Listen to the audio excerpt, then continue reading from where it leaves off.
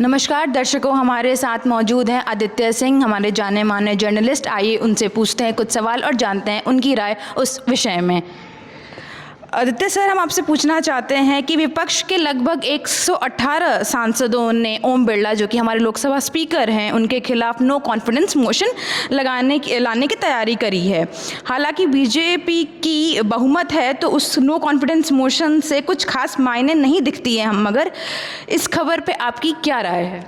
सबसे पहले नमस्ते और जय श्री राम सभी को। And I am very happy to see youngsters like you taking interest in politics. जहाँ तक इस मुद्दे का सवाल है कि विपक्ष जो देश का है वो किस तरीके से बिहेव कर रहा है आजकल, छोटी छोटी बातों का बतंगड़ बनाना, संसद को ना चलने देना और टैक्स पेयर्स मनी को वेस्ट करना, जिस तरीके से ये लोग ऑपरेट कर रहे हैं वो बड़ा ही चिंताजनक है। एज अ युवा नेशनलिस्ट मैं क्लैरिफाई करना चाहूँगा, I am not like journalist, मैं एक पॉलिटिकल ऑब्जर्वर और एनालिस्ट हूँ जिसने पॉलिटिकल कंसल्टेंसी वर्ल्ड में काम किया हुआ लोकसभा के टाइम पे, और पॉलिटिकल मुद्दों पर अपनी राय रखता हूँ अपने यूट्यूब चैनल पे। हालांकि मैं ग्राउंड पे उतरूँगा तो yes, that time you can regard me as a journalist. So coming to the topic, जो देश का विपक्ष खास करके एलओपी, लीडर ऑफ अपोजिशन, अगर आप देखें जो उनका रवैया है, जिस तरीके से वो अपना आचरण रखते हैं संसद के अंदर भी और इवन बाहर भी, जितना लाइट उनका कैरेक्टरिस्टिक ट्रेट्स दिखते हैं वो बिल्कुल भी रिप्रेजेंट नहीं करते हमारी डेमोक्रेटिक वैल्यूज़ को। और आपने ओम बिरला जी पे जो अटैक की बात कही, इससे पहले जो हमारे स्पीकर थे ढंकर जी, उन पे भी इन लोगों ने अटैक करने का प्रयास किया था, उनके खिलाफ भी नो कॉन्फिडेंस मोशन लाने का प्रयास किया था, वो भी ऐसे मुद्दों पे जो कि बिल्कुल भी अगर आप देखें तो कोई वेटेज होल्ड नहीं करते थे। तो इन लोगों ने देश की राजनीति को जिस गर्त में ले जाने की तैयारी की हुई है, उसे देखते हुए हम लोग को यही समझ में आता है कि एज जितने भी युवा हम लोग हैं, हमें समझना होगा कि देश की राजनीति किस तरफ जा रही है। जो 1920s की पॉलिटिक्स थी, आज 2020s में दोबारा हमारे देश की पॉलिटिक्स उसी तरफ जा रही है। ये बड़ा ही चिंता का विषय है। और आप देखें कि सीताराम गोयल जी जो थे, हमारे बहुत प्रचलित थिंकर थे, उन्होंने भी यही कहा था, with time coming BJP will become the new Congress and Congress will become the new Muslim league. तो केवल और केवल तुष्टीकरण की राजनीति के लिए ये लोग किसी भी हद तक जाने को तैयार हो चुके हैं। जो देश का विपक्ष है, मुद्दों पे ये कभी बात नहीं करते। आम जनमानस के जो मुद्दे हैं उन पे इनकी कोई राय नहीं होती, किसी तरीके का इनका कोई उस पर मत नहीं होता। केवल उल जलूल बातें, उल जलूल बयानबाजी। यूएस में बैठे ट्रम्प की बात पे इन्हें पूरा यकीन है, जो आपका ग्लोबल डीप स्टेट या गहरा राज्य है, उनकी जो भी बातें हैं उसको ये लोग वर्बेटम कोट करते हैं, उसी को परम सत्य मानते हैं। और हमारे ही देश के जो हमारे प्रधानमंत्री हैं, जो बहुमत से चुन के आए हैं, एनडीए की सरकार जो चला रहे हैं, इससे पहले भाजपा के अपने दोनों कार्यकाल पूर्ण बहुमत के थे, वैसे महान लीडर को, जिनको न जाने कितने देशों ने अपने सर्वोच्च सम्मान से नवाजा है, उन पे हमेशा टीका टिप्पणी और आक्षेप करते रहना, ये किसी भी एंगल से एक हेल्दी डेमोक्रेसी का विवरण नहीं देती है इन लोग की जो राजनीति है इस समय की। और अगर आप देखें कि कांग्रेस की जो आज हालत हो चुकी है देश में, ये लोग के साथ आप इतना बड़ा एडवांटेज अटैच था कि इन्होंने देश को आज़ादी दिलवाई है। आज भी पुराने जो कांग्रेसी हैं वो इस बात पर गर्व करते हैं। हालांकि इस बात में कितनी सच्चाई थी कितनी नहीं सबको पता है। कांग्रेस का फॉर्मेशन एक ब्रिटिशर ने ही किया था और एक सेफ्टी वॉल के तहत बनाया गया था कांग्रेस को, कि जो आम जनमानस है भारत का, जो रिवोल्ट और विद्रोह कभी भी कर सकता है, वो पहले एक बार टेबल पर आके अपने मुद्दे हमसे डिस्कस कर लें शांति से, ताकि हम उसको पहले से ही प्रीएम्प्टिवली प्लान कर लें कि कैसे क्रश करना है। तो इस प्लान के तहत बनाया गया था कांग्रेस को।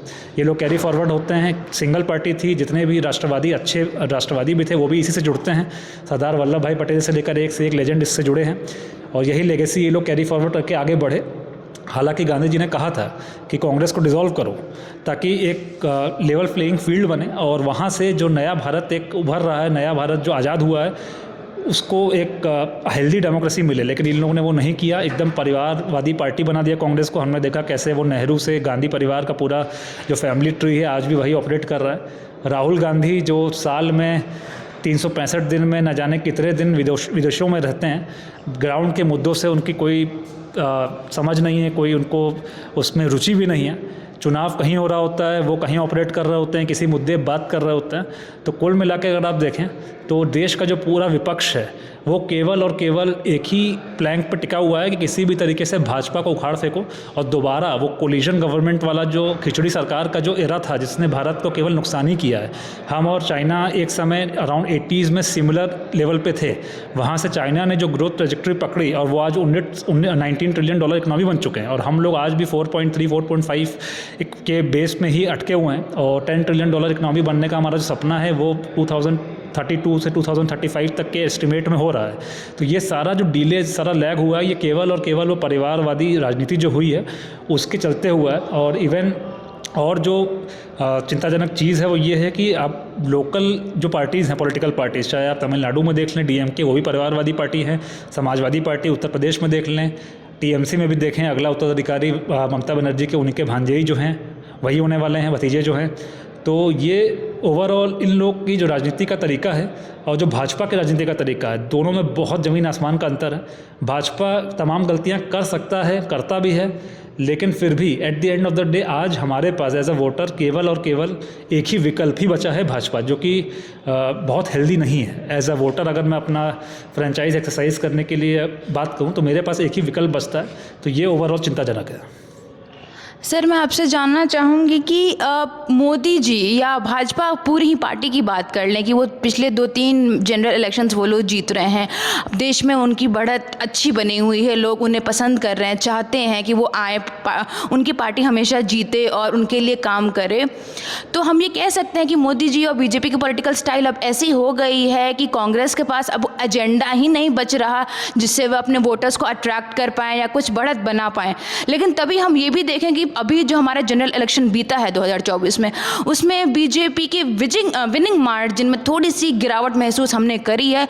तो क्या अभी भी चांस है कि कांग्रेस उभर के आ सकती है? आपकी राय? आपका ये सवाल मुझे बड़ा अच्छा लगा क्योंकि चांस तो पूरा है हमारे देश में, जहाँ पे सत्ता को, राजनीति को भी एक एंटरटेनमेंट के फॉर्म की तरह लोग देखते हैं, जो बहुत ही दुखद है। हमारे ऊपर अगर आप देखें, पिछले 1000 साल का इतिहास देखें, तमाम बाहरी लोगों ने, बाहरी आक्रांताओं ने हमला करके किस तरीके का हमारी सोसाइटी को एक आघात पहुंचाया है। उसके बाद भी आज भी अगर देखें तो तुरंत ही हम लोग, चाहे कास्ट में, चाहे रीजनलिज्म में, लैंग्वेज डिवाइड में, हमें बांटना, डिवाइड एंड रूल करना बहुत ही आसान है। उसी प्लैंक पे कहीं ना कहीं ये लोग ऑपरेट करते हैं। और आपने 2024 के लोकसभा इलेक्शन का जिक्र किया, उसमें जितनी गलती भाजपा की थी, जितनी कॉम्प्लेसेंट भाजपा थी कि अब की बार 400 पार, लेकिन नारा ओपन एंडेड था, पता ही नहीं क्यों 400 पार। मैनिफेस्टो बहुत ही वीक था। भाजपा एक हिंदुत्व के प्लैंक पे खेलने वाली पार्टी, सबको पता है। और भाजपा हिंदुत्व के प्लैंक से सत्ता में ज़रूर आती है, लेकिन फिर जो विकास करती है वो तो आपने देखा बहुआयामी है, मल्टीफेसेटेड है। और इतना ज़बरदस्त विकास 2014 से 2025 में देखा है हमने। 2024 में अगर हम कंसिडर करें 10 साल का जो फेज़ था, कि भाजपा के स्पोक्स पर्सन्स तक को याद नहीं था कि कितने पॉइंट्स गिनाए। और कांग्रेस के उससे पहले के देश के आज़ादी से लेकर 2014 तक के बीच में थोड़ा बहुत सत्ता से इधर उधर होते हुए भी मोटा मोटा जो 60 साल का शासन था, उसके तुलना में भाजपा के 10 साल के शासन की तुलना करें तो भी इनकी जो लिस्ट थी लंबी हो जा रही थी विकास कार्यों की। इवन कांग्रेस को भी पता है, पूरे विपक्ष को पता है कि डेवलपमेंट के मुद्दों पे भाजपा को घेरना बहुत मुश्किल है।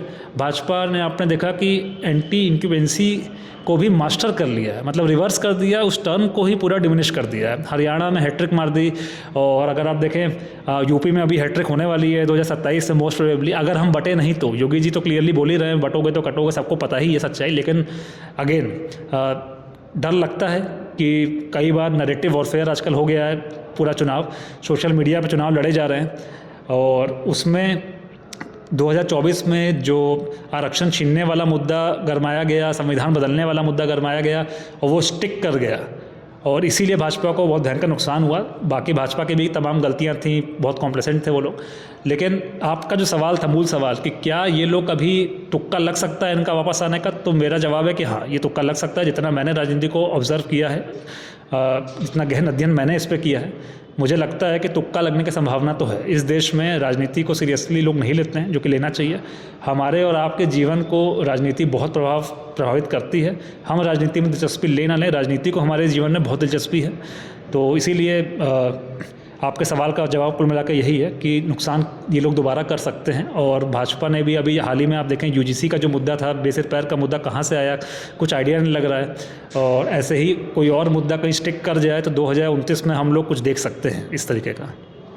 सर मैं आपसे पूछना चाहती हूँ कि आपने अपने जवाब में जिक्र किया योगी जी का, और हम बात कर रहे हैं अभी भाजपा और मोदी जी के बारे में भी। तो लोगों में ये आम धारणा कुछ समय से चल रही है कि लखनऊ और दिल्ली में अभी सब कुछ सही नहीं चल रहा है। बीजेपी पार्टी में अगर देखा जाए तो ऐसा हो रहा है कि कुछ लोग योगी जी की आइडियोलॉजी से बहुत ज़्यादा रिलेट कर रहे हैं, वहीं कुछ ऐसे हैं जो मोदी जी और अमित शाह जी के आइडियोलॉजी से ज़्यादा रिलेट कर रहे हैं। तो थोड़ी सी पार्टी थोड़ी सी बंटती गई है ऐसी लग रही है। तो अगर ये आइडियोलॉजी का मतभेद है तो समझा जा सकता है कि ठीक है, एक पार्टी में दो विचारधारा भी हो सकती है, लेकिन क्या हमें इससे आगे भी इसे समझना चाहिए? आगे कुछ ऐसा हो सकता है जो एक पार्टी को तोड़ सकता है? बिल्कुल, इसमें देखिए मैं डिफ्रेंशिएट कर देता हूँ कि अंतर आ कहाँ रहा है। अमित शाह जी बहुत ही मेहनत से, बहुत ही लगन से अपने कार्यकाल में जब वो अध्यक्ष थे भाजपा के, उन्होंने ही भाजपा के पैर जमाए पूरे देश भर में। उत्तर प्रदेश जैसा राज्य था वहाँ पे उन्होंने जो पूरी कास्ट इक्वेशंस बैठाई और जिस तरीके का चुनाव लड़ा 2014 में, और मोदी जी को शीर्ष पद पे एक तरीके से उन्होंने विराजमान किया। दूसरी तरफ अगर आप देखें, योगी जी कलयुग में राम राज्य की स्थापना करना चाहता है, जो कि अगर आप ऑब्जर्व करेंगे एक थोड़ा सा इम्पॉसिबल सा टास्क है, क्योंकि जब जनता ही जो है, जनता ही नहीं चाहती कि उसका शासक उस तरीके का हो, तो फिर कुछ नहीं किया जा सकता। और योगी जी जिस तरीके के नियम कायदे लागू करना चाहते हैं जनहित के लिए, उसी में एक तबका ऐसा भी है जो खुद नहीं चाहता कि इस तरीके के कड़े नियम और कायदे कानून आए। कांग्रेस के कोर वोट बैंक में एक ऐसा बेनिफिशियरी सेक्टर भी है उनका, मतलब एक ऐसा बेनिफिशियरी सेक्शन है जो कि सत्ता के साथ साथ ग्रो करता है, ब्लॉसम करता है। तो उनको कड़े नियम कायदे कानून नहीं चाहिए। उनको नहीं चाहिए कि करप्शन एकदम ही ख़त्म हो जाए, उनको नहीं चाहिए कि हर कोई एकदम टाइम पे ही काम पे जाने लगे। आप समझ रहे हैं कि लोग किस माइंड से सरकारी नौकरी करते हैं, तमाम चीज़ें करते हैं। तो कलयुग में राम राज्य जब जनता को ही नहीं चाहिए, तो योगी जी को वहाँ पर थोड़ा सा अपने आप को एडजस्ट करने की ज़रूरत है। दूसरी तरफ जो मतभेद की बातें आती हैं, अमित शाह जी एक अलग तरीके से राजनीति करना चाहते हैं कि उनको पता है कि at the end of the day सत्ता में आना बहुत ज़रूरी है। आप अपने आदर्श लेके विपक्ष में बैठेंगे तो आप देश का कुछ भला नहीं कर सकते। तो यहीं पे थोड़ा सा मूल जो डिफरेंस है वो यहाँ पे आता है। बाकी तमाम चैटर्स होते ही हैं, इतनी बड़ी पार्टी है भाजपा, 12 करोड़ का उनका कैडर है, इतने तमाम वोटर्स हैं, तो अलग अलग विचारधाराएँ होती ही हैं, अलग अलग बातें होती ही हैं, और कई एंगल्स उसमें लगाए जाते हैं। लेकिन मुझे नहीं लगता कि भाजपा के जो शीर्ष नेतृत्व हैं उनको इतनी नासमझी है उनके अंदर कि वो लोग योगी जी जैसे एक लीडर को, जिसको पैन इंडिया लेवल पे विदाउट एनी मार्केटिंग ऑलरेडी जनता दिल में उतार चुकी है, उनको टच करेगी या उनको हाथ लगाएगी केवल अपने पर्सनल ईगो, या आप कह लीजिए कि विचार, क्योंकि सिर्फ विचारधाराएँ अलग थी इस वजह से।